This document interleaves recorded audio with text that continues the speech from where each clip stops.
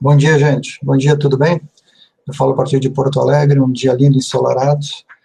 Vamos conversar hoje sobre a segunda unidade, o conteúdo da segunda unidade do nosso curso, que tem temas e conceitos fundamentais, né? A gente, nessa segunda unidade, a gente busca contextualizar e amarrar a problemática da mobilização de recursos com dois conceitos fundamentais, que é o conceito de sustentabilidade institucional e com o conceito de desenvolvimento institucional. Eles são conceitos bastante aproximados, dialogam muito, tem até certa superposição, como nós vamos ver, mas eles são fundamentais para colocar a mobilização de recursos no seu devido lugar na abordagem que nós temos aqui nesse curso propiciado pela BONG, né, que é um lugar de um esforço de mobilização, de convocatória de forças e de apoios da sociedade a causas sociais, e não meramente uma abordagem redutora de busca de recurso financeiro. Inclui isso, mas amplia muito mais, como nós já vimos na primeira unidade, vocês viram no texto e na discussão que a gente teve há 2 semanas atrás.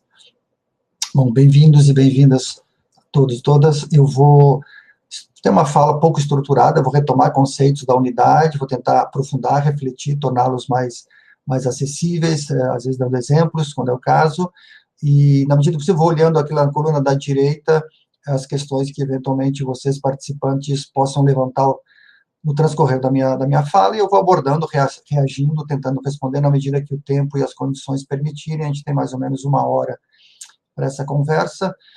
No final, vou tentar ainda guardar um tempo para abordar questões que, eventualmente, ainda persistam relativas ao conteúdo da primeira unidade. Para quem não participou e tem questões, ou quem quer trazer outras questões, enfim, a gente deixa aí uns 10 minutos, 10 a 15 minutos no final para trabalhar questões da primeira unidade, que é importante que sejam retomadas, se assim vocês o sentirem.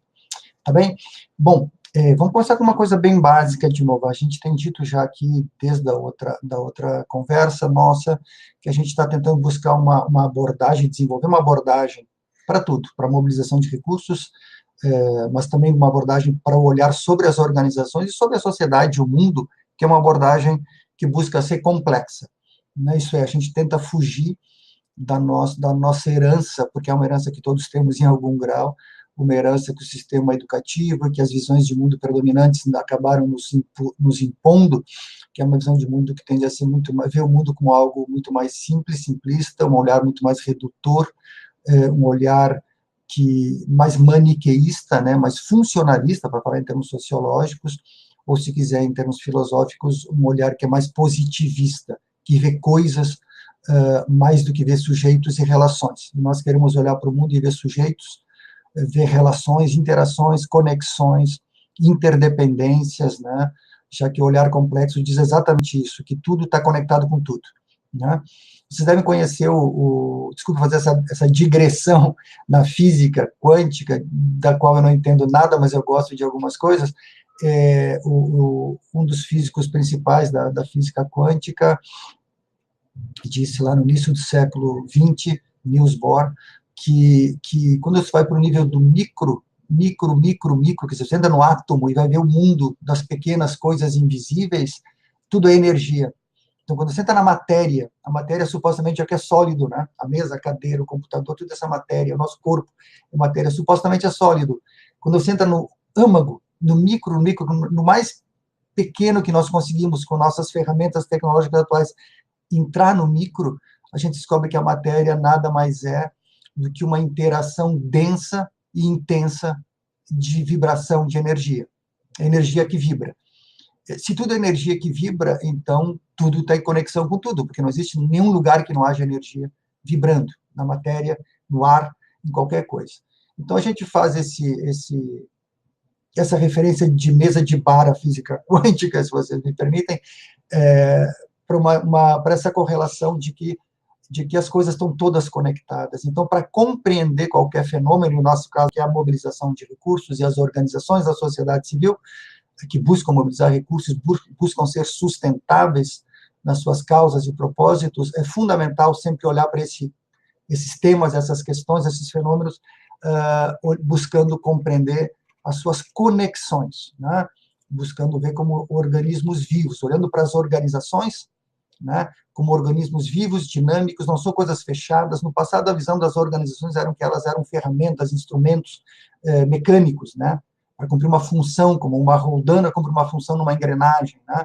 E não é a nossa visão. A visão é de que as organizações, a visão complexa e contemporânea das organizações é exatamente, elas são entidades criadas, artefatos, vamos dizer assim, criadas pelo homem, né?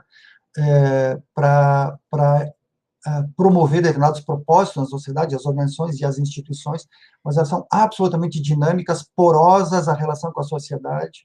As organizações são complexas, elas têm uma dimensão formal, que são os ritos todos que nós temos, do estatuto, as reuniões, as atas, etc., os cargos, organogramas, recursos, mas elas têm uma dimensão profunda que não é formal, que é responsável, muitas vezes, quase sempre, pelo movimento de mudança.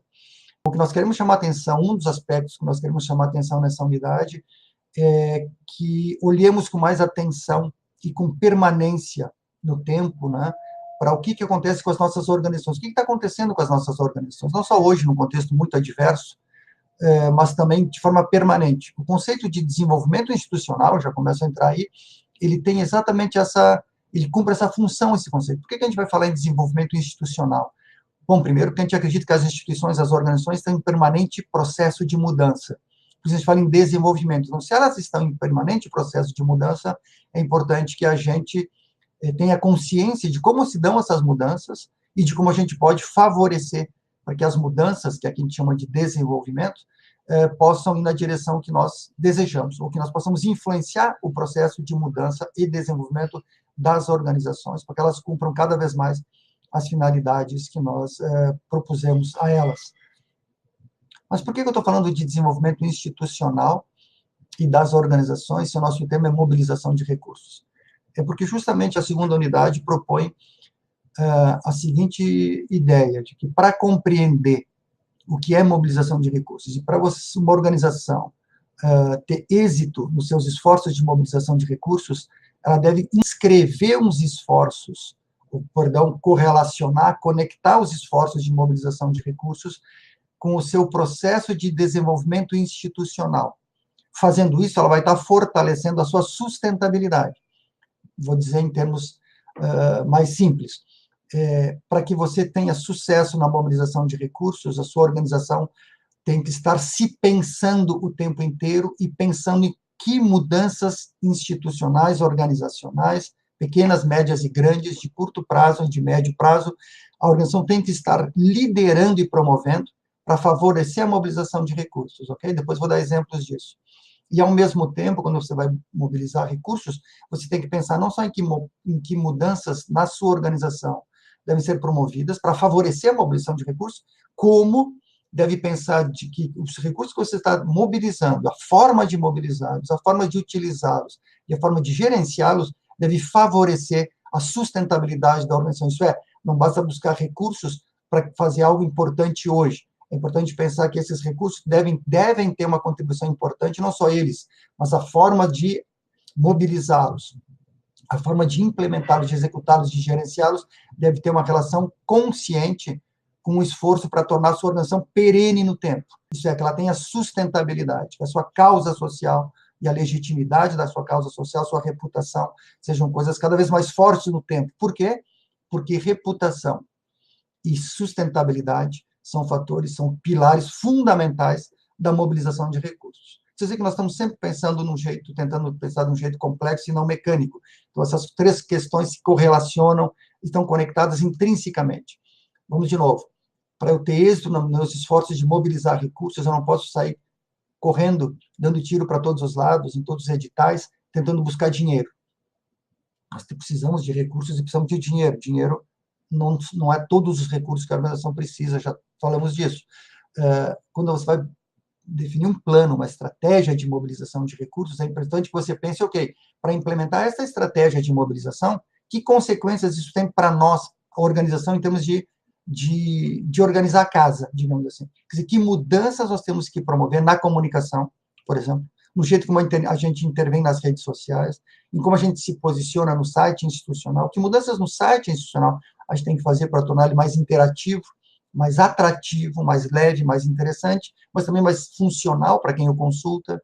Que mudança nós temos que fazer no setor administrativo e financeiro, do ponto de vista de, bom, se nós vamos mobilizar recursos, tem uma campanha de pessoa física, e muitas pessoas vão entrar em contato fazendo perguntas. Quem responde essas perguntas? Bom, a comunicação, ok. Como é que a comunicação se prepara, prevendo que tipo de perguntas podem vir, que tipo de respostas a gente deve ter, e se vierem críticas, e se vierem críticas pesadas, e se vierem denúncias, como é que a gente reage? Quem responde? Quem constrói a resposta? Como é que a gente reage? E se começar a vir apoios financeiros? Muitos doadores, em função da campanha, começaram a doar recursos. Como é que o financeiro vai dar conta? Ele está preparado? Ele tem uma planilha Excel, um papel e uma caneta, um caderno para anotar quem doou, quanto, é uma vez só, vai doar todo mês, quanto, se a pessoa doou uma vez, como é que a gente está fazendo que ela venha a se tornar um doador regular? Como é que a gente conversa com ela? A gente telefona, manda e-mail, manda uma carta, convida para visitar, se ela está na cidade.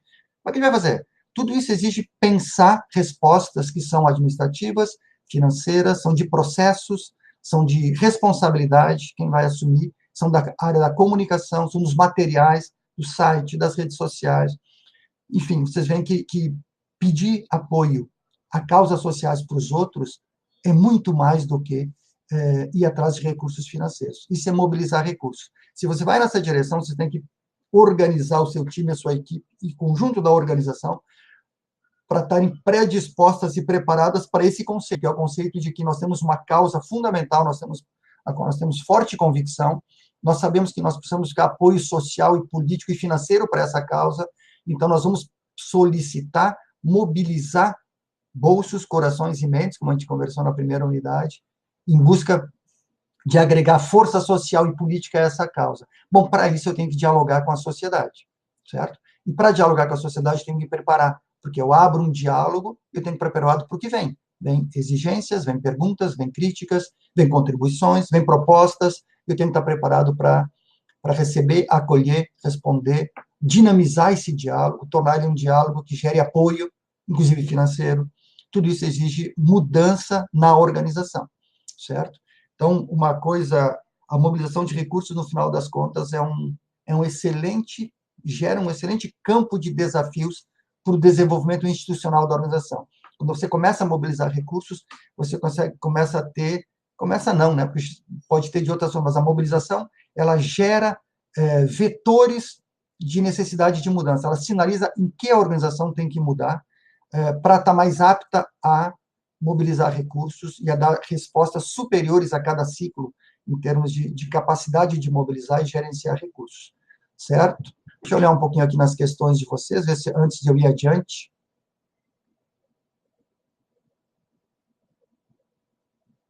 Estou vendo se são questões técnicas aqui.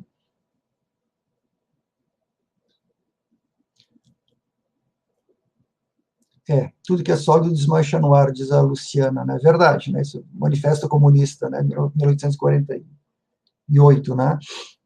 De fato, a luta por fortalecer as organizações da sociedade civil, quer dizer, por torná-las sustentáveis ao longo do tempo, isso é, porque elas tenham força, qualidade, impacto, incidência e tenham reputação e credibilidade para poderem ser perenes no tempo, né, serem atores, sujeitos de mudança social no médio e no longo prazo, é algo fundamental, mas é algo que pode se perder muito rapidamente em função do que a gente chama de, ou da mudança de contexto. Agora, por exemplo, a mudança de contexto brasileiro, a gente já conversou na sessão passada, ela desfavorece fortemente, ela cria limites grandes à sustentabilidade deste campo de organizações comprometidas com a transformação social, com a defesa de direitos, com a sustentabilidade, com o bem viver, etc. Né?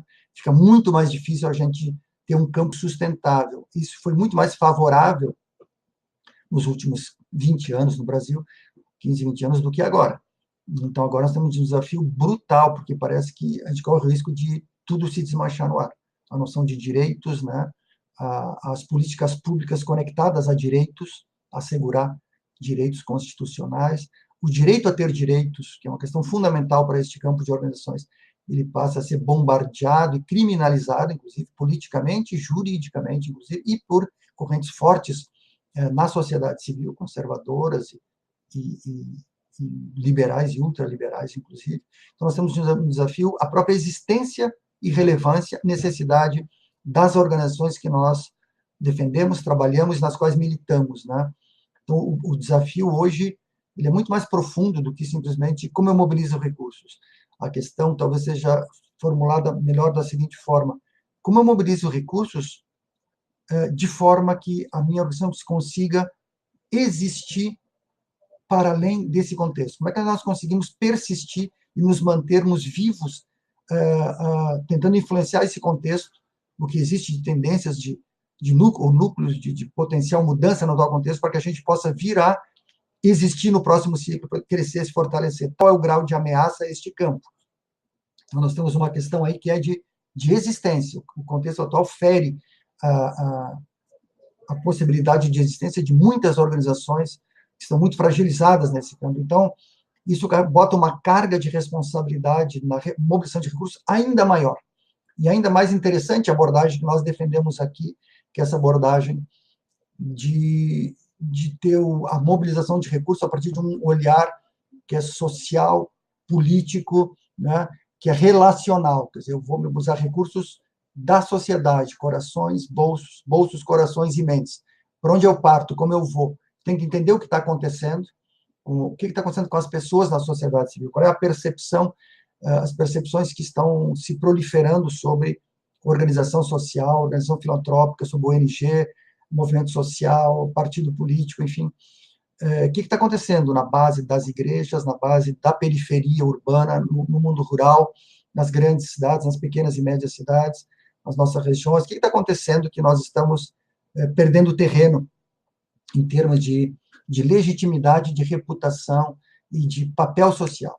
Se nós estamos perdendo credibilidade, reputação, o senso de necessidade que a sociedade tinha e tem da existência da gente está se deteriorando, o conceito-chave que nos articula, que é o conceito de direito, de defesa de direitos, do direito a ter direitos, que dá essa dinâmica de aprofundamento da democracia, isso está se perdendo. Bom, se nós estamos perdendo isso, se isso é verdade, essa hipótese, que eu acredito que sim, não está perdida a batalha, mas nós estamos em processo de perder progressivamente isso, por enquanto, significa que nós estamos se deteriorando, estão se deteriorando as bases da sustentabilidade do campo das organizações da sociedade civil.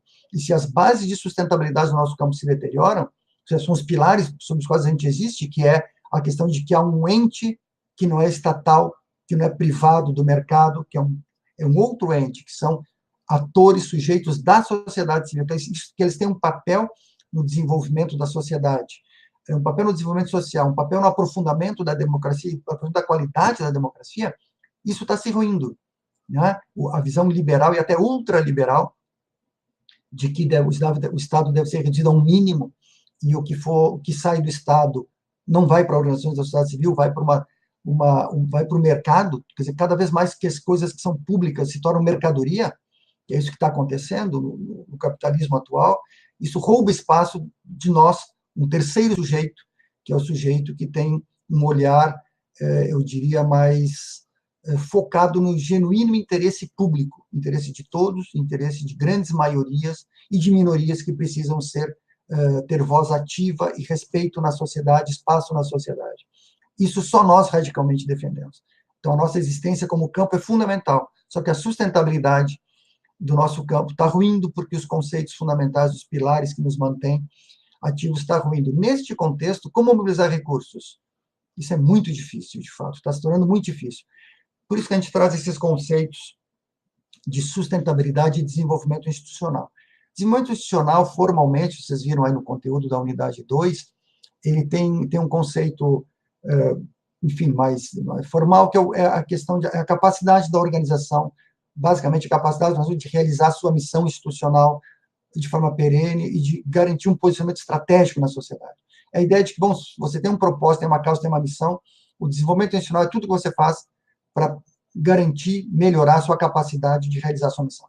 Então, ele abarca tudo que você faz na organização conscientemente dirigido para para dizer, nós temos uma missão, temos uma causa, nós temos que trabalhar em função dela e focar nisso e garantir capacidades e condições para isso. Técnicas, políticas, éticas, etc. Isso é desenvolvimento institucional. Eu posso traduzir desenvolvimento institucional de um outro jeito também bem interessante, que é o grau de consciência que a organização tem sobre si mesma. Então, isso é uma variável fundamental do desenvolvimento institucional. Quanto a organização se conhece? Quais são os meios que a organização se dá para se conhecer permanentemente, já que ela está sempre em processo de mudança, nada é estático na organização, embora a gente nem sempre perceba os movimentos sutis de mudança. Quanto espaço nas organizações de vocês existe para pensar, refletir sobre como está a organização, onde é que estão os conflitos que devem ser abordados, quais são os fatores que estão emperrando o desenvolvimento da instituição e da organização, que canais e que instrumentos, que processos as organizações de vocês se dão para lidar com o desenvolvimento da própria organização, para pensar o desenvolvimento do próprio sujeito social e político, que é a organização. Esse é um fator fundamental. Isso é desenvolvimento institucional, é ter um conjunto de lideranças conscientes de que a organização precisa se pensar, ela precisa se escutar, ela precisa refletir sobre o que ela ouve quando ela escuta, né, uma escuta diversificada, genuína, atenta, qualificada, com diferentes canais e instrumentos, não é? Mais estruturados ou menos estruturados, mais informais, para entender o que está acontecendo na organização, quais são as visões, quais são as percepções, quais são as preocupações, quais são os conflitos latentes que não se expressaram ainda e que precisam se expressar, quais são as vozes da organização que não se fazem ouvir, e por que não se fazem ouvir, não é? Como a organização vai se projetar no próximo ciclo. Não é? Nesse momento de adversidade, é muito importante que a organização crie esses momentos, esses espaços, esses instrumentos, não é, de escuta. Não é? Vou dar um exemplo agora, que estou fazendo planejamento estratégico de uma igreja no Brasil. Uma igreja, não é o trabalho social da igreja, é o planejamento estratégico da igreja. Né? E no processo de conversar com eles, a gente se deu conta que mais fundamental do que entrar direto em oficinas de planejamento estratégico seria fazer um mergulho, justamente por causa da complexidade do momento, seria fazer um mergulho de escuta qualificada a todas as dioceses e paróquias, todas as paróquias, não, mas todas as dioceses dessa igreja no Brasil. Ela está presente em praticamente todas as regiões do Brasil. Então, a gente vai fazer um processo de alguns meses de escuta em cada diocese, a gente vai em cada parte para entender o todo.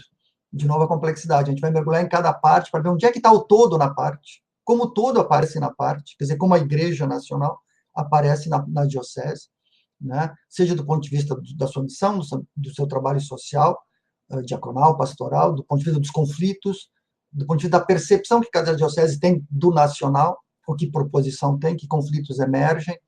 Tudo isso vai ser feito ao longo de 4 meses para sistematizar isso em documentos que então vão propiciar um início de processo de planejamento estratégico. Dizem, isso é sintoma do que está acontecendo, e também de uma abordagem que não é instrumental. Fazer planejamento estratégico não é formular um plano.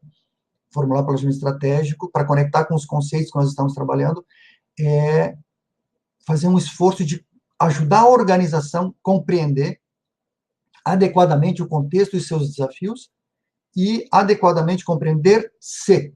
O que está acontecendo com o ator neste contexto? Dentro da trajetória do ator, olhando isso com historicidade, óbvio, tem um antes, né? De onde a organização vem, qual é o ciclo que ela está vivendo hoje, quais são as questões que estão se colocando dentro e fora da organização, a que ela está desafiada, quais são as suas capacidades, suas forças, onde é que estão suas fragilidades, o que tem que mudar na cultura institucional, o que tem que ser fortalecido na cultura institucional, para que ela possa dar conta, de fato, então sim, de formular estratégias e ações que possam levá-la a um outro patamar de enfrentamento dos desafios da sociedade, de promoção da sua causa e de realização, enfim, da sua missão. Então, um pequeno exemplo em torno de um desafio que estou vivendo hoje com alguns colegas, que é esse processo de planejamento. Nessas alturas do campeonato, eu já dei voltas e voltas e me perdi no meu roteiro, mas eu queria dar um pouco de vida para esses conceitos. O próprio conceito de sustentabilidade é um conceito fundamental. Eu tive, esses tempos, um instituto empresarial corporativo, com quem eu já trabalhei, fez contato comigo, pedindo se eu tinha contato com uma determinada ONG feminista. Eu disse, sim, tenho contato. tem amigas lá, etc. Né? E se eu podia fazer uma consulta, porque eles tinham tentado se aproximar dessa ONG para financiar, e a ONG não tinha dado muita bola. Fizeram até uma reunião e tal, e de alguma forma deixaram claro, deram mensagem que não estavam interessados, essa ONG feminista não estava interessada no apoio desse instituto corporativo. E a pessoa, então, desse instituto que eu conheci, me disse, tu conhece, tu pode ajudar a gente a entender o que está acontecendo, ou fazer com que a gente se certificar de que, de fato, elas não querem o apoio, que a gente quer só propor uma coisa light, uma coisa leve, a gente quer propor uma pesquisa para elas fazerem, que tem a ver com uma situação que nos interessa e tal, e elas teriam expertise para fazer. E eu fiz o contato, porque eram amigos, enfim, amigas, e fiz esse contato, e o feedback que eu tive foi muito claro. A organização feminista me disse, a gente compreende, a gente tem respeito por essa organização corporativa, a gente sabe que eles fazem coisas interessantes e coisas importantes, apoiam organizações sérias, inclusive, são sérios, são éticos, mas nós não queremos apoio deles porque nós não queremos estar associadas com essa marca. É um instituto corporativo, está ligado a uma empresa, uma corporação que tem uma marca, né? Foi isso que me foi dito. Independente de entrar no mérito, depois eu vou entrar no mérito disso no final da sessão de hoje, quando a gente conversar sobre as questões que Manu, né, eu acho que foi Manu que levantou, sobre toda essa questão do apoio empresarial, do posicionamento empresarial sobre as questões sociais. Aí tem uma questão, entrar no mérito, aí tem uma questão importante, que é por que essa ONG feminista disse não a um apoio financeiro volumoso? Os recursos já estavam aprovados, inclusive, no orçamento. Era uma coisa, entre aspas, que não ofende ninguém, é te contratar para fazer uma pesquisa, era quase um contrato de prestação de serviço. Seria um contrato de prestação de serviço. Faça uma pesquisa, tu fazer uma pesquisa, faz, entrega, eu te pago. PT saudações, era isso que ia acontecer. Mas a ONG decidiu não fazê-lo para proteger uma coisa que é a mais fundamental, das mais fundamentais na mobilização de recursos e na sustentabilidade, que é reputação. Ela avaliou que para a sua reputação no campo das lutas sociais, das lutas feministas, das lutas das mulheres, não somaria e traria problemas e necessitaria explicação, etc. Poderia trazer conflitos, inclusive, com algumas áreas e algumas relações, o estar associada, ainda que para prestar um serviço, com uma determinada corporação no Brasil, que tem trabalho social importante, reconhecidamente por ela, assim, reconhecemos, mas não queremos para nós. E não é que elas não precisem de dinheiro, essa organização feminista. Você vê como é importante a reputação. E essa organização só foi capaz de fazer isso porque ela tem lideranças conscientes do desenvolvimento institucional e da sustentabilidade. Elas têm reflexão coletiva interna construir, que constrói esse tipo de posicionamento de forma sólida e se coloca de forma muito clara, honesta, preservando uma coisa que é vital para elas na visão dessa organização, que é a sua reputação, que seria ferida por isso. Porque isso tem em vista o quê? Tem em vista a credibilidade, a própria reputação projetadas no médio e longo prazo. Se você perde a reputação, tudo que é sólido se desmancha no ar, de fato.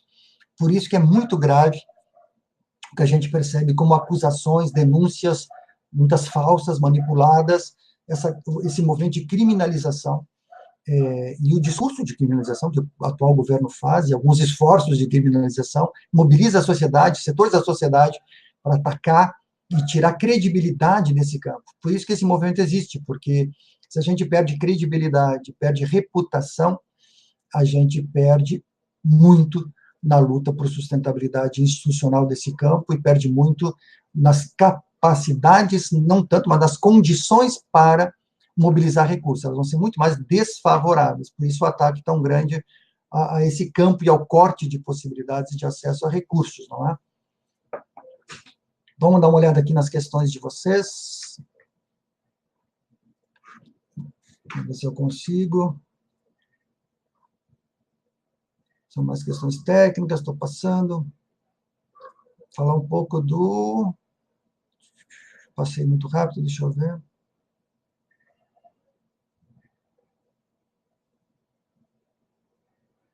A questão da comunicação é muito importante, diz a Gleisi, né? Acho que seria importante ter um plano de comunicação, com certeza, né? Todas as organizações que possam ter condições devem ter um plano de comunicação.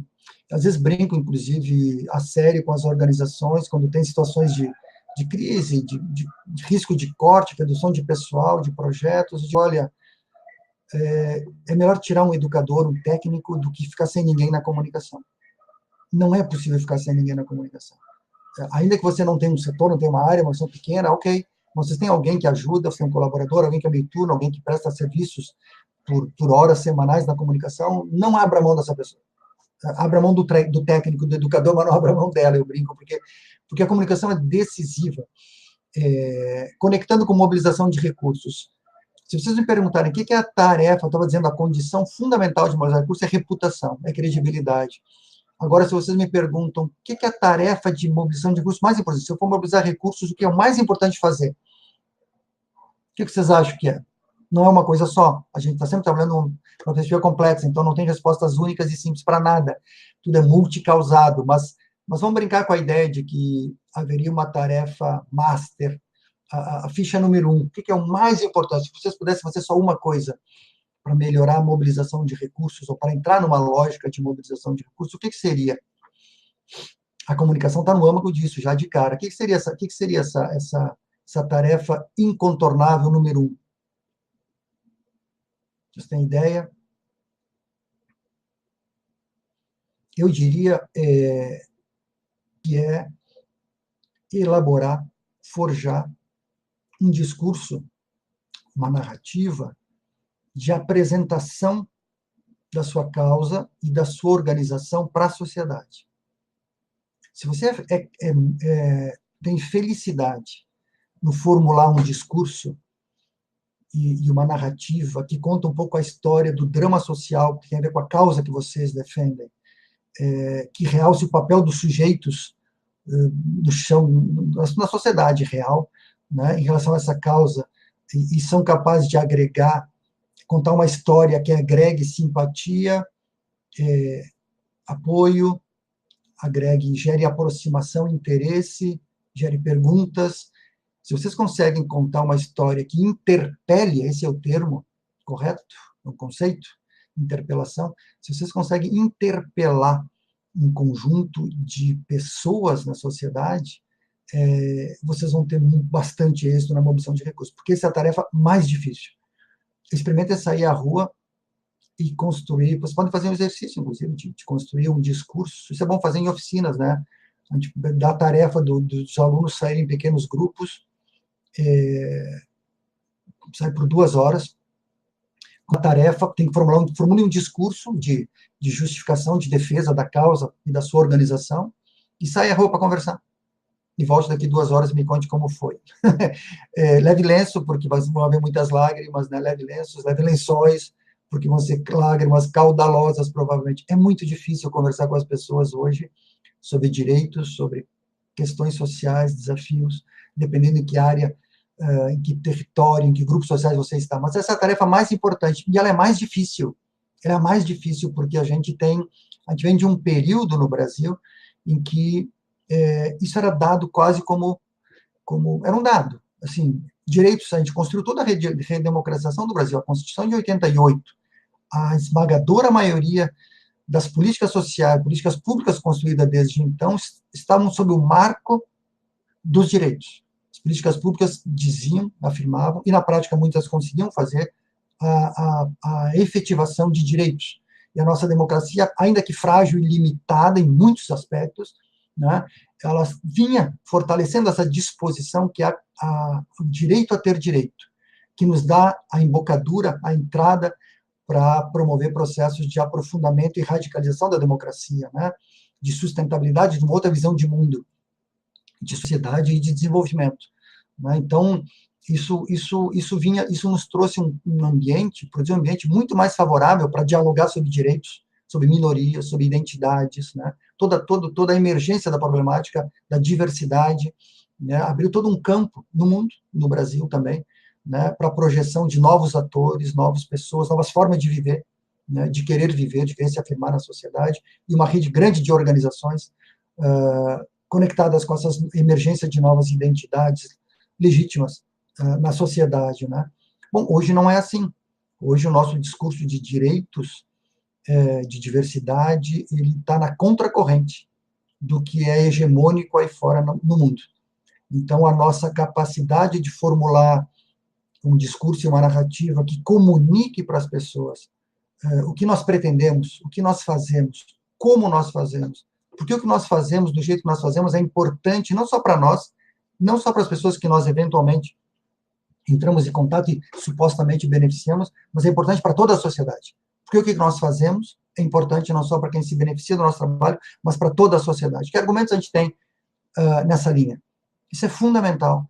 E tem uma coisa muito importante que é uma palavra chamada empatia, que eu acho que até já sumiu do dicionário, né? Porque empatia é uma coisa que hoje, no contexto cultural, político brasileiro, parece que sumiu, né?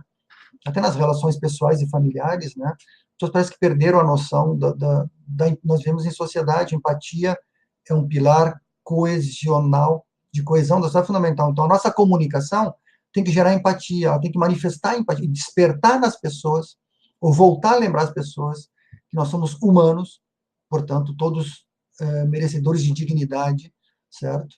E a empatia é o que nos mantém ainda como humanos, conectados na nossa sociedade, com muitas dificuldades, mas que é onde, no final das contas, todos temos compromissos com todos. Então, para me ater por aqui, nessa suposta tarefa 1, master de qualquer processo de mobilização de recursos, tem a ver com como a gente se apresenta para a sociedade, certo? Com que discurso, com que narrativa, com que argumentos, e quanto esse discurso é capaz de sensibilizar, cativar, gerar empatia e interpelar setores da sociedade. Essa é a tarefa primordial da mobilização de recursos, está aí uma dica fundamental, e é mais difícil. Mais difícil ainda hoje, pelas razões que eu falei, e que bota uma importância muito grande em quem lida com comunicação, quem lidera a comunicação na organização.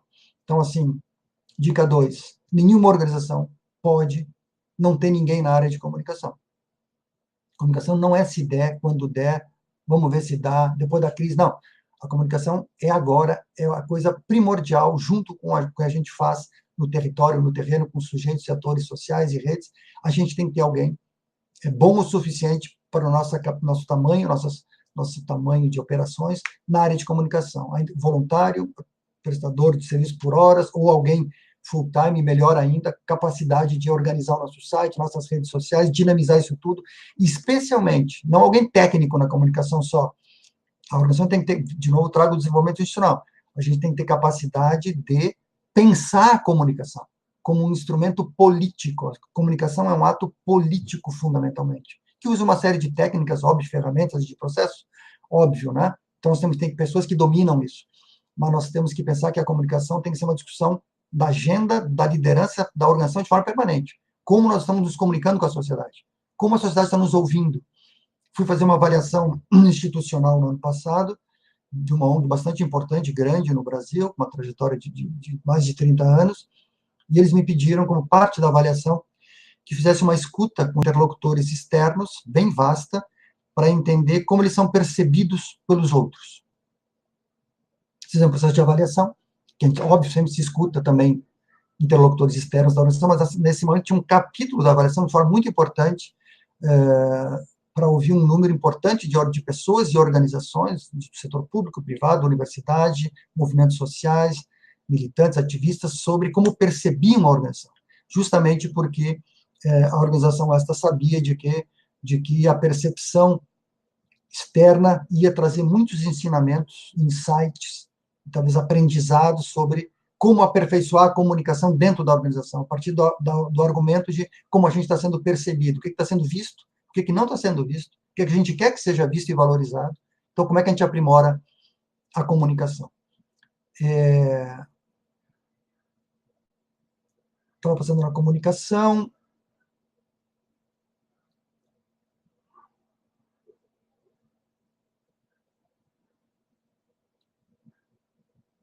Exatamente, a Silvana do ISPN levanta uma questão importante, né, que é justamente a dificuldade das organizações.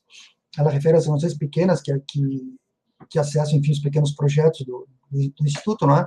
A dificuldade que as organizações têm de linkar, ela diz, a solicitação de recursos com a sua estratégia de longo prazo, ou até mesmo a sua razão de existir.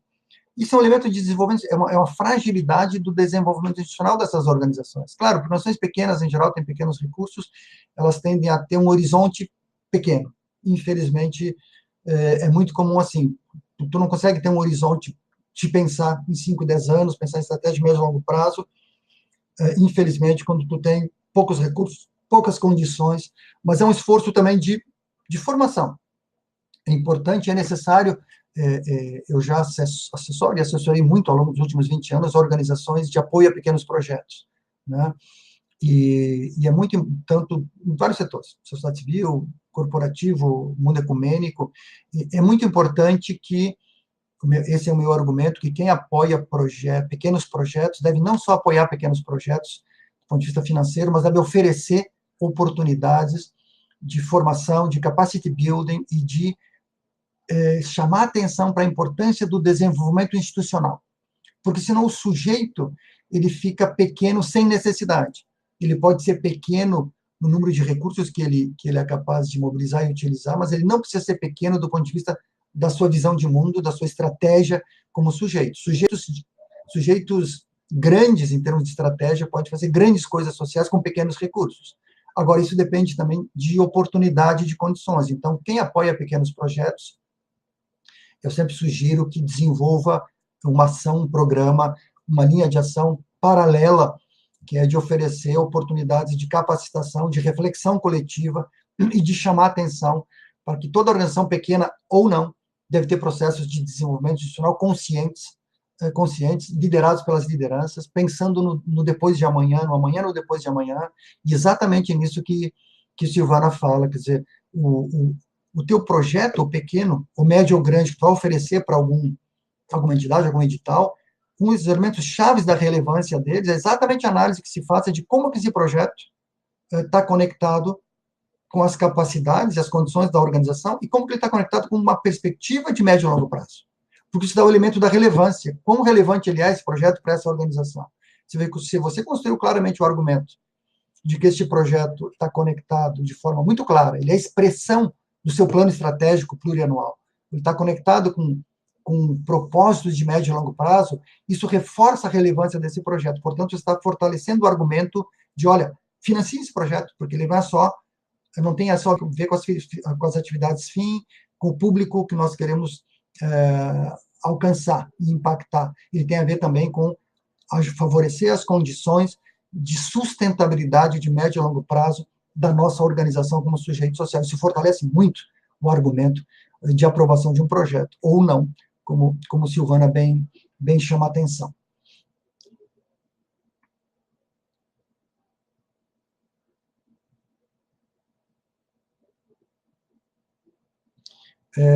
Mônica, de fato, está muito difícil, é muito difícil.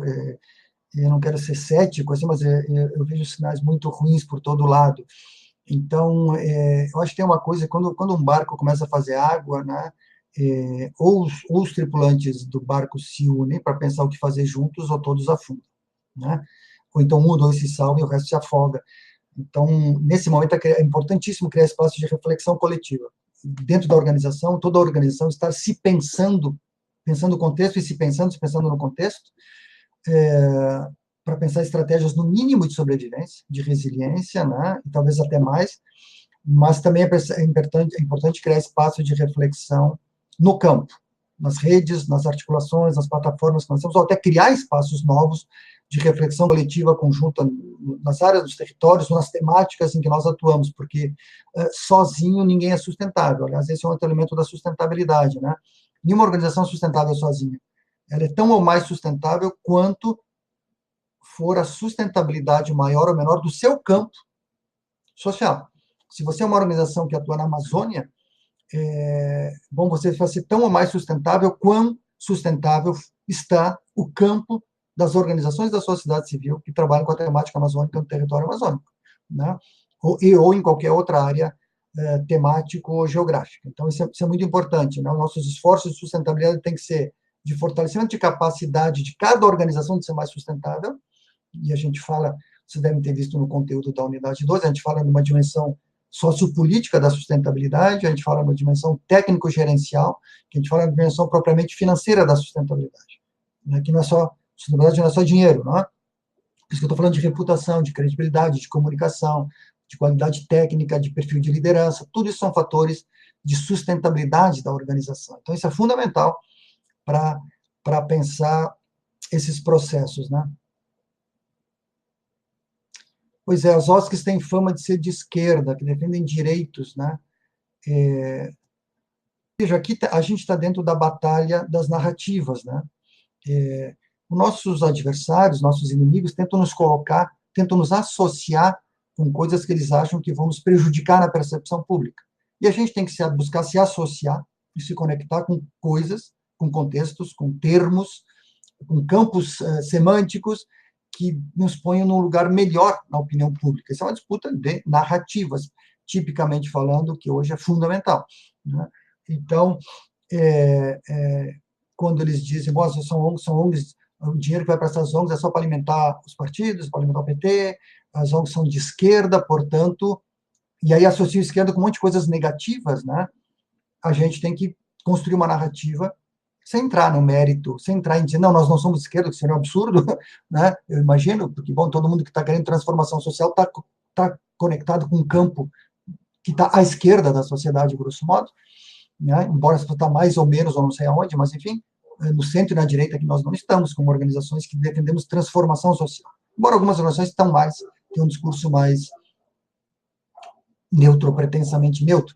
Mas eu acho que é importante não entrar nessa discussão. O que importa para a gente, quando vem ataques ou críticas como essa, é exatamente aperfeiçoar o nosso discurso, a nossa apresentação, a nossa narrativa, que conta a história de quem nós somos, a que viemos e por que somos importantes, em que a gente beneficia a sociedade. Então, é isso que é importante. Nós vamos remeter a direitos, e se nós quisermos, podemos começar até a usar sinônimos de direitos, às vezes até evitar, em alguns contextos, evitar o termo direito, mas eu acho melhor não evitar, a gente tem que bancar a questão dos direitos, mas começar a traduzir direitos em coisas mais concretas e mais que se comunicam mais facilmente com a sensibilidade, com a empatia das pessoas. Uma delas, fundamental, é a dignidade humana. Dignidade, bom, hoje a gente está discutindo a dignidade humana, extrapolou para o humano, entre aspas, né? A dignidade dos seres vivos se extrapolou para além dos humanos. Então, estamos falando de dignidade dos animais, explicitamente, no caso de plantas, não é o termo dignidade, mas são outros termos que olham para as plantas com outro olhar hoje. As plantas não são só um ente físico, material, estático, que só tem vida na perspectiva botânica convencional, né? A gente já sabe disso. Então, é importante a gente contrapor uma narrativa que não entre nisso, de se sou esquerda, sou direita, e dizer, não, a nossa questão é a pobreza, a nossa questão é a violência sofrida pelas mulheres no lar ou por seus ex-companheiros, é o feminicídio. A nossa questão é, nós existimos porque há crianças sendo abusadas, enfim, etc, etc, etc. Então, a nossa afirmação é a causa que justifica a nossa existência. E nosso trabalho diz respeito a, B, C e D. Esse trabalho é feito de forma cuidadosa, respeitosa, com metodologia, assim, etc., porque está baseado em valores que nós defendemos e acreditamos, e esse trabalho tem gerado benefícios importantes para a sociedade, por exemplo, para o grupo com que nós trabalhamos, nos territórios, mas isso indiretamente beneficia o conjunto da sociedade, porque, bom, essa é a narrativa que nós temos que construir para nos contrapor.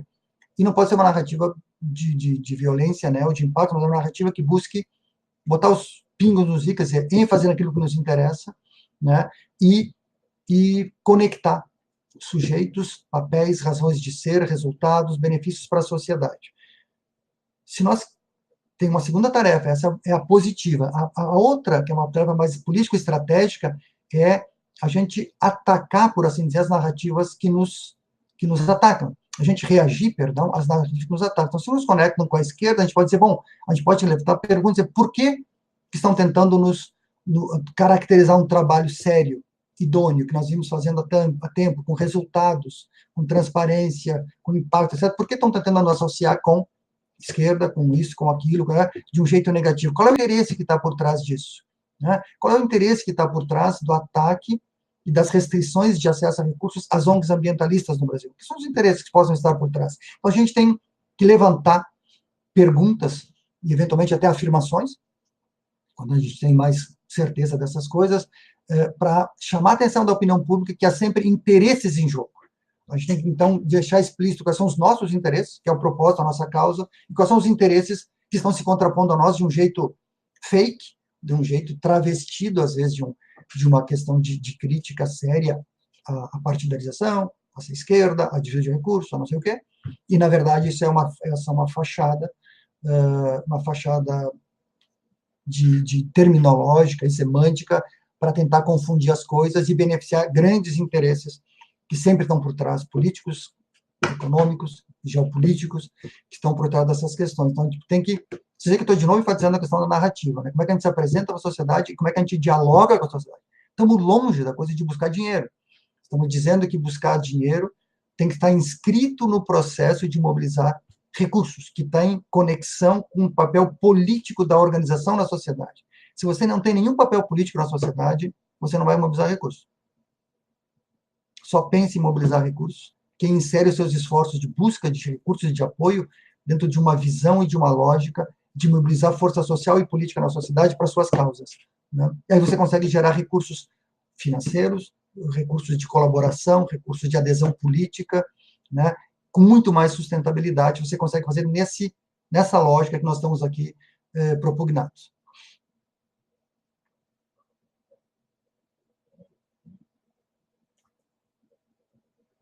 Tem muita gente, de fato, cortando apoio, né? Infelizmente, uma coisa muito... Tem, de fato, como que a Cláudia diz aqui, tem uma campanha orquestrada pela direita que ataca quem defende direitos, mas é verdade. É verdade. Agora, eu sempre digo o seguinte, imagina que nós estamos num jogo de futebol, primeiro tempo, o nosso time está perdendo de 10-0. Aí nós vamos para o vestiário. O que acontece no vestiário nesse momento, que o primeiro tempo está 10-0, nós estamos tomando de 10-0, um chocolate, como dizem futebol. O técnico encara os jogadores, todos cabisbaixos, extenuados, dizendo assim, acabou o jogo, termina agora, a gente não quer voltar para o segundo tempo. Como é que o técnico, como liderança, vai mobilizar essa equipe? Vão chorar? Dizer, pô, tomamos 10-0, que horror. Procurar culpados? Tudo isso é muito simples, muito fácil. Ir embora, desistir? Não, né? É hora de se perguntar o que a gente fez que favoreceu o sucesso do nosso inimigo, do nosso adversário. Onde estiveram as nossas fragilidades? Por que eles conseguiram fazer 10 gols?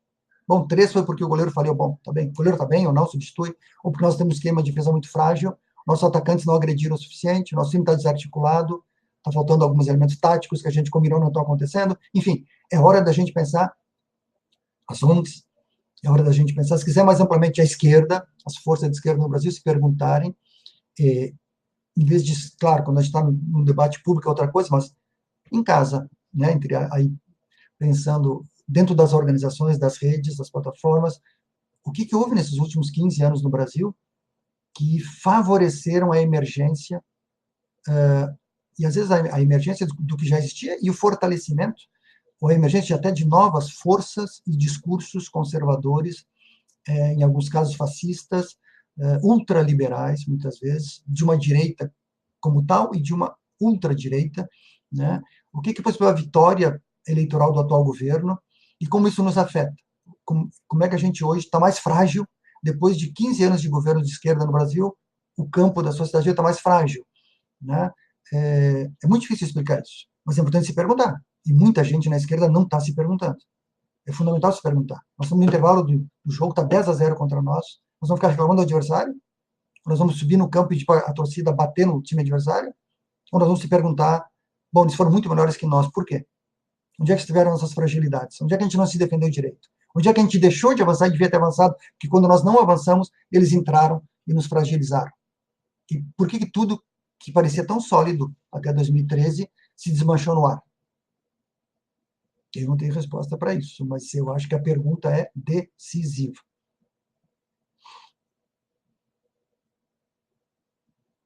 É verdade, o contexto atual está, de novo, a questão da reputação e credibilidade.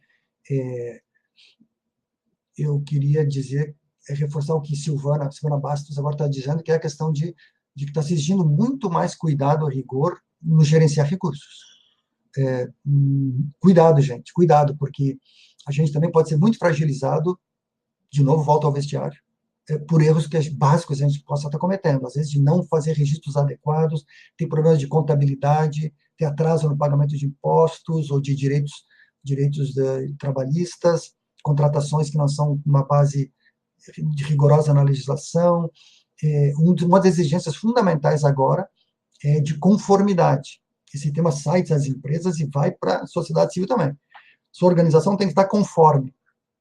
em conformidade, ou compliance, como a gente diz em inglês, se é em conformidade com a legislação vigente, com conformidade, elas têm que estar conforme, tem que estar à altura e satisfazendo todas as exigências da legislação vigente pertinente à sua organização, certo? Então, Código Civil, marco regulatório, tudo, tudo que afeta as filantrópicas, etc., utilidade pública, você tem que estar nos trinques do ponto de vista contábil, administrativo e financeiro, porque senão você fica muito mais vulnerável. E depois fica vulnerável, toma 10-0, e nós vamos para o vestiário chorar quando nós aqui cometemos o erro de não nos colocar, não colocar como importante a resolução desses problemas. Claro que a culpa não é, não é nossa no sentido que estão criminalizando uma fragilidade nossa. Criminalização das nossas fragilidades é algo que eles estão fazendo, nossos adversários estão fazendo.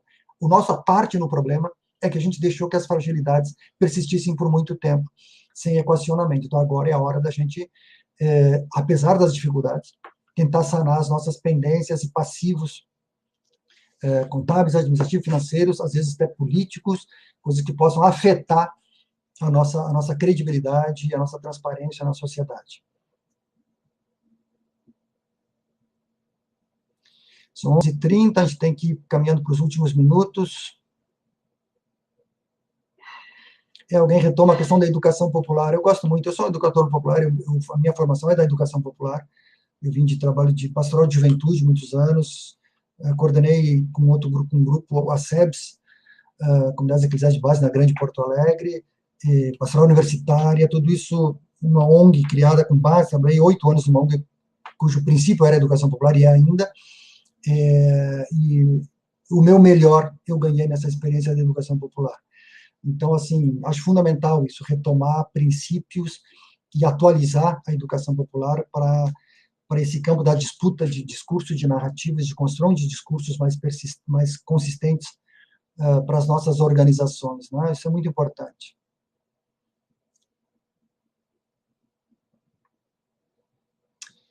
Essa pergunta aqui me tira o sono, porque eu tenho escrito, tenho trabalhado sobre isso, que é a questão de como influenciar os financiadores em termos de exigências burocráticas, né? Privilegiar os resultados, um bom monitoramento, uma boa comunicação, ao invés de 3 orçamentos, notas fiscais. Isso é muito difícil, mas é um tema, de novo, de desenvolvimento institucional e sustentabilidade. A gente tem que discutir esse tema com os financiadores. Essa é a questão 1. Minha sugestão número 1, a gente tem que discutir com os financiadores nacionais e internacionais, quem tem acesso a eles, apoio, as crescentes contradições e paradoxos entre como nos apoiam e o que nos exigem, certo? E o que esperam do nosso trabalho. O que eu quero dizer isso, as condições são cada vez mais draconianas.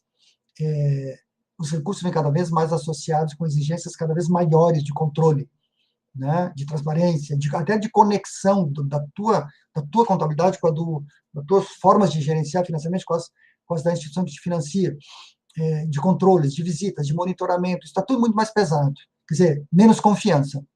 Os financiadores parecem que, hegemonicamente, não todos, mas é uma queda na confiança, porque é uma crescente cobrança e desconfiança em relação aos financiadores sobre a relevância do que eles estão fazendo, se é importante eles existirem, e se o trabalho que os financiadores financiam, de fato, ajuda a melhorar a sociedade ou não. Isso está em questão em todo mundo, está sob ataque em todo mundo. Então, e a reação dos financiadores nesse sentido tem sido, na melhor das hipóteses, burra, e na pior, totalmente ineficiente, porque a abordagem tende a ser de endurecer no burocrático, como você está dizendo, e na verdade, gera um monte de problemas, porque as expectativas deles, além deles serem mais draconianos do ponto de vista gerencial, eles elevam as expectativas e as cobranças sobre impacto, sobre resultado.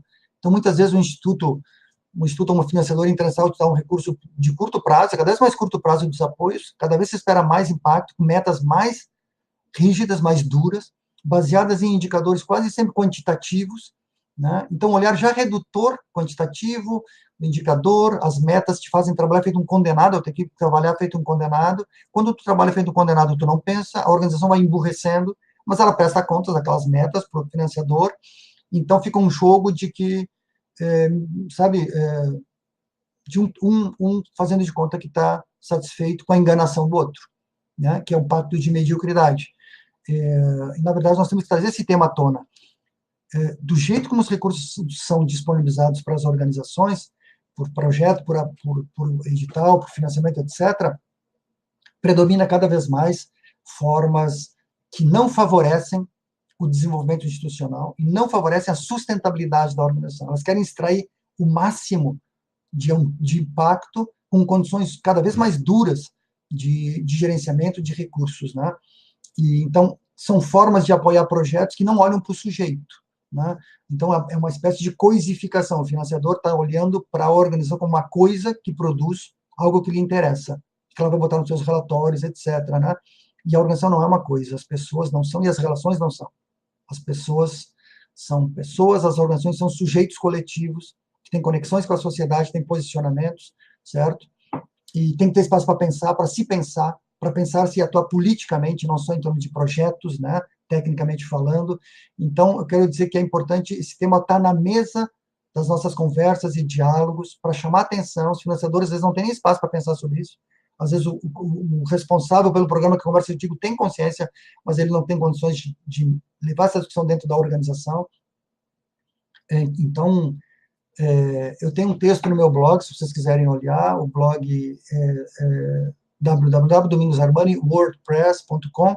Tem um texto lá do ano passado, não sei de quando, meados do ano passado, chama O Relojoeiro Cego, que está sendo traduzido, foi traduzido para o espanhol, vai ser traduzido para o inglês, já foi, estou por revisar, vou disponibilizar no site, no blog lá, quando estiver prontas as duas, a revisão das traduções. São textos que trabalham exatamente sobre isso, sobre um aspecto disso, que é essa dimensão simplista, redutora, positivista das ferramentas e das visões com que os financiadores usam para financiar projetos. Eu pego o exemplo especialmente do marco lógico, que é um instrumento que eu trabalhei muitos anos, sigo trabalhando e acredito nas suas virtudes, mas que virou uma panaceia para todos os tipos de problemas de projetos, e aí ele perde bastante da sua utilidade. Então, dê uma olhada no texto, ele é interessante, porque ele aprofunda essa reflexão que você está levantando aqui. Não vou ter tempo de aprofundar agora, infelizmente, porque a gente já está passando do tempo. Já falei um pouco disso, Fabiana, né, de mobilizar recursos de pessoas físicas, eu acho imprescindível. A gente vai trabalhar isso mais nas próximas unidades, né, quando a gente entrar, de fato, na operacionalidade da mobilização de recursos, mas das estratégias. Mas uma estratégia fundamental hoje, eu diria, talvez, uma das principais, que nenhuma organização pode prescindir, é mobilizar recursos de indivíduos, né? Por quê? Porque estou conectando isso com a leitura de contexto que nós estamos fazendo. Quer dizer, se a sociedade aí fora cada vez nos vê menos, nos vê pior, nos associam com coisas ruins, porque é levada a isso, a gente tem que buscar recursos dessa sociedade, mas fazendo com que o nosso jeito de buscar recursos, que a gente chama mobilizar, chame a atenção da sociedade para o que está acontecendo. A gente tem que ter um jeito politizador de mobilizar recursos. Então, a gente junta o útil ao agradável aqui, se me permitem, que é buscar recursos de indivíduos, tentando persuadi-los de que a nossa narrativa é muito mais genuína e válida do que a narrativa que, eventualmente, eles têm comprado, de que as organizações são de esquerda, que as organizações são só uma corrente para desvio de recursos, para partido, para grupos políticos, ou que são, enfim, etc., etc. Né? Bando de cachaceiros, né? Como foi dito recentemente. Não, a gente vai apresentar uma alternativa, um discurso alternativo a isso. Isso é fundamental. Por isso, ir atrás de estratégias, de pequenas campanhas, pequenas iniciativas e estratégias de mobilização de recursos de indivíduos é imprescindível. Também porque isso é pedagógico. Isso traz desafios para a organização que se tornam vetores de desenvolvimento institucional. Eles vão mostrar, sinalizar para a organização em que ela tem que se aperfeiçoar para estar mais apta a mobilizar recursos. Então, é um círculo virtuoso. Comece a fazer. As dificuldades que vão se apresentar, que serão muitas, elas vão sinalizar aspectos da necessidade de aperfeiçoamento e desenvolvimento institucional.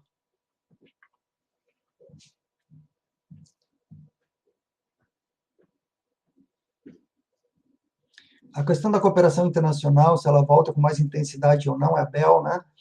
BEL, eu não sei, olha, eu tenho conversado com muitas pessoas desde o ano passado sobre isso, tem iniciativas, né? Grandes ONGs, redes, plataformas, têm chamado, têm informado fora do Brasil sobre a situação, têm tentado buscar diálogos, mas, por enquanto, a resposta, até onde eu sei, são pífias, né? O caso mais famoso e mais exitoso que teve até agora é do fundo Baobá, né, eu nem me lembro de detalhes agora, mas a partir do assassinato da vereadora Marielle, em março, né, do ano passado, algumas fundações brasileiras e institutos internacionais se uniram e criaram um fundo específico, junto ao Fundo Baobá, de Equidade Racial no Brasil, em São Paulo e em Recife, para apoiar a temática toda da luta pela equidade racial. Então, são volumes volumosos, então isso foi um ganho importante, foi uma resposta conjunta da sociedade brasileira, sociedade civil brasileira e sociedade a nível internacional, de instituições, fundações internacionais, para dar uma resposta nesse contexto a partir de uma situação dramática que foi o assassinato da Marielle. Então, esse é o principal exemplo virtuoso nesse sentido de o contexto brasileiro gerar respostas positivas, né? Não me ocorre agora nenhuma outra dessa envergadura, acho que não há, e ainda estamos numa fase das organizações internacionais compreenderem o que está acontecendo no Brasil e refletirem internamente se vão fazer algo mais ou algo diferente do que fazem hoje. Nesse momento é importante dialogar, informar as organizações e construir argumentos que mostrem que é imprescindível elas ampliarem o seu apoio e, inclusive, ampliarem o seu apoio no sentido de abrir espaço para coisas que são não só de projeto, mas dentro dos projetos ou fora deles, de recursos que possam ajudar a fortalecer a sustentabilidade das organizações para navegar nessa situação de mar revoltoso nesse momento. Senão muitas delas poderiam não existir ou se enfraquecer muito no próximo ciclo. Então, acho que esse é um argumento fundamental, de ter apoio para ajudar a passar pelo pior desse processo.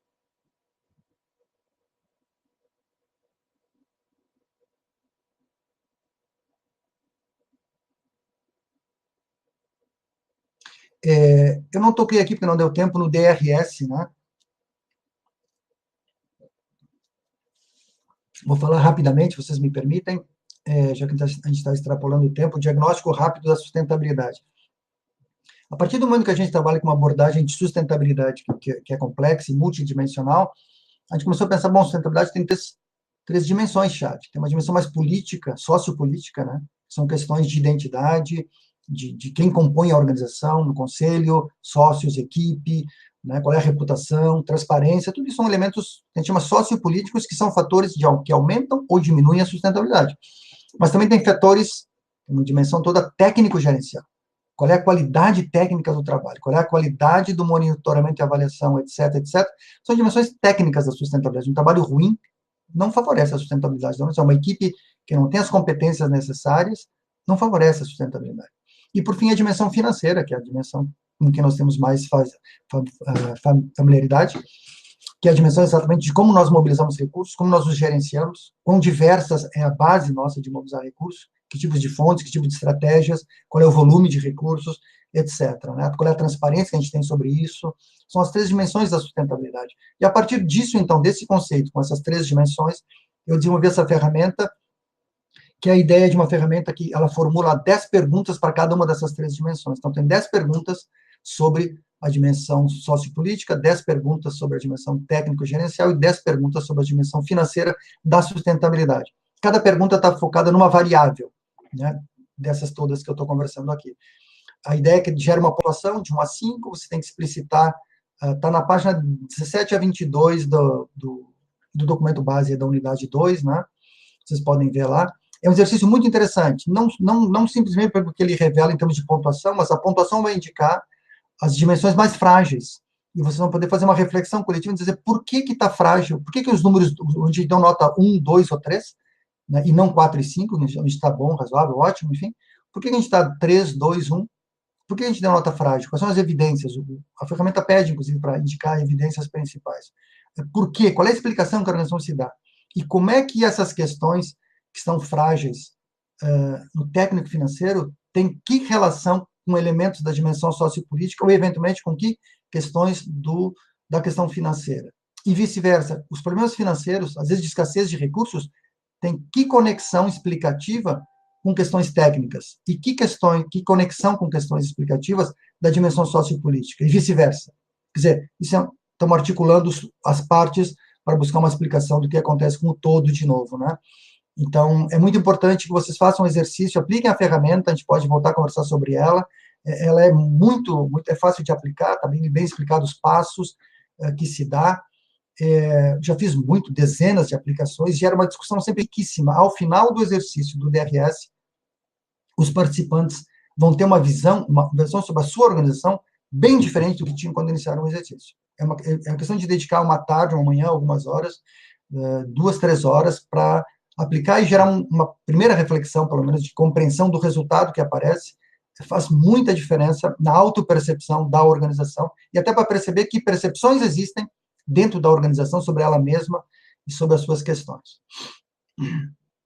Ok? Não deixem de fazer, é fácil, é interessante, desculpem, e é muito pedagógico para nos dizer, de fato, aonde anda a nossa percepção e ver se a nossa percepção da organização está à altura, de fato, do que ela está passando hoje.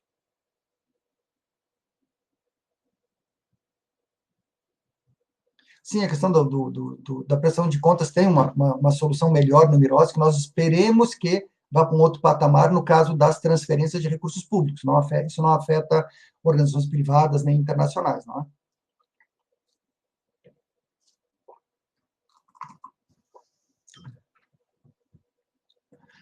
Bom, nós estamos encerrando, eu não consegui retomar a questão da Manu, acho que tinha enviado previamente sobre a unidade 1, que é sobre apoio empresarial. Vamos anotar isso para tentar fazer na próxima live uma sessãozinha sobre isso, mas só queria dizer o seguinte, para olhar da questão do apoio corporativo a organizações da sociedade civil, a gente tem que inscrever isso numa análise, compreensão do que está acontecendo com o capitalismo hoje, certo? No mundo e no Brasil.